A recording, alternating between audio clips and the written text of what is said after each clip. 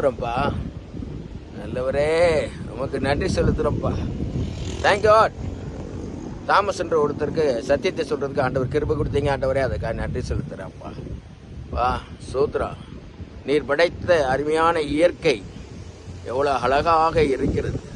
இந்த பூமியில நீங்க படைத்து கொடுத்த இயற்கை எவ்வளோ அழகா இருக்கு. அந்த பரலோகம் இப்போ எவ்வளோ அழகா இருக்கும். அல்லேலூயா, அல்லேலூயா, அல்லேலூயா. அந்த பரலோகம் எவ்வளவு அழகா இருக்கும். Amen, amen. Thank God. அந்த நித்திய ஜீவன் நீர் எங்களுக்காக ஆயத்தம் பண்ணி இந்த 6 நாள்ல நீங்க படைச்ச இந்த உலகம் எவ்வளவு அழகா இருக்கு. ஆமென்.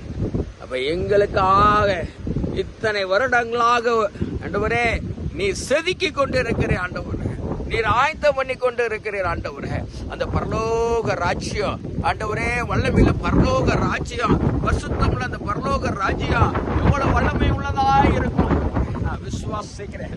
என் தேவ கரவே அப்பா, ஸ்தோத்திரம் ஸ்தோத்திரம், நன்றிப்பா. எங்கள் ஒவ்வொருவரையும் நீர் ஆயத்தப்படுத்துங்கப்பா. இந்த பரலோக ராஜ்யத்துக்கு நாங்கள் போகும்படியாக ஆண்டவரே, இந்த நித்திய ஜீவனை சுதந்திரித்துக் கொள்ளும்படியாக நீர் எங்கள் ஒவ்வொருவரையும் நீர் ஆயத்தப்படுத்தணும். இந்த உலகம் முழுவதையும் நீர் ஆயத்தப்படுத்துங்க. உலகம் முழுவதும் சத்தியம் சொல்லப்படணும். ஒருவரும் கெட்டு போவதுடைய சித்தமல்லன்னு சொன்னீங்கப்பா. ஆமாண்டவரே, விசுவாசிக்கிறப்பா. ஒருவரும் கெட்டு போவதுடைய சித்தமல்லன்னு சொல்லியிருக்கீங்கப்பா. ஆமாண்டவரே, ஸ்தோத்திரப்பா. கெட்டு போகக்கூடாது, ஒருவரும் கெட்டு போகக்கூடாது. எல்லாரையும் உடைய ராஜ்யத்துக்குள்ளாய், எல்லாரையும் உடைய ராஜ்யத்துக்குள்ளாய், உடைய பரம ராஜ்யத்துக்குள்ளாய் கொண்டு வரும்படியாய் ஆண்டவரே நீர் ஆயத்தப்படுத்துங்க, ஆயத்தப்படுத்துங்க ஆண்டவரே.